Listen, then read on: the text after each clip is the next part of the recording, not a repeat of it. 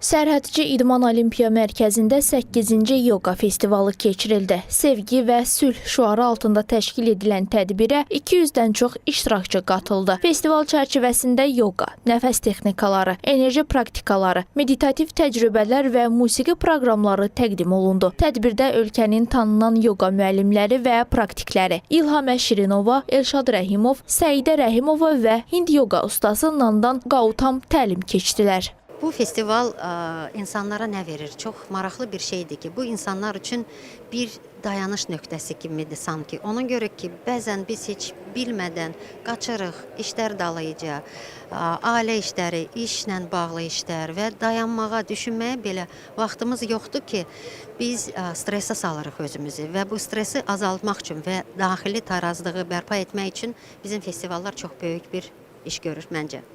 Çünki həqiqi sağlamlıq yalnız insanın beynindədir. Əgər beyində, ruhda sağlamlıq var, ruh dinçdirsə, onda biz hər şey eləyə bilirik. Biz özümüzü yaxşı hiss edirik.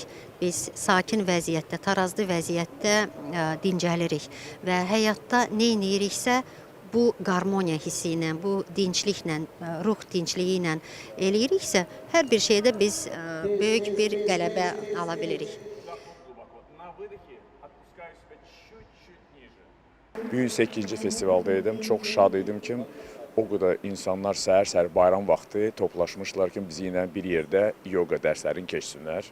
Festivalın çox mən elə fikirləşim ki, tanıtdırmaq insanlara bu yoga sistemi, bu həyat tərzini, insanlar daha qüvvətli olsun, rahat olsun, komfortlu olsun, dolu enerjin olsun, sevgi ilə, məhəbbətlə olsun. Sonra da paylaşa bilsin bütün dünyaya bu sevgini və məhəbbəti. Həm də birləşmək, insanları bir yerdə birləşdirmək. Festival sağlam həyat tərzinin təşviqi, fiziki və mənəvi balansın bərpası məqsədi daşıyır və təlimçilər yoga və meditasiya məşğələləri ilə iştirakçıların ruh yüksəkliyinə və sağlamlığına tövə verdilər.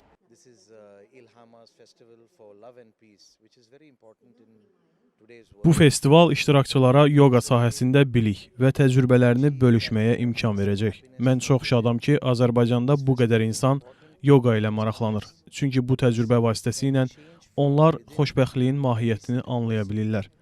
Xahiş edirəm, yoga sözünü unudun və onu xoşbəxtlik sözü ilə əvəz edin. Sağlam həyat tərzi və mənəvi balans əldə etmək istəyənlər mütləq yoga ilə məşğul olmalıdır.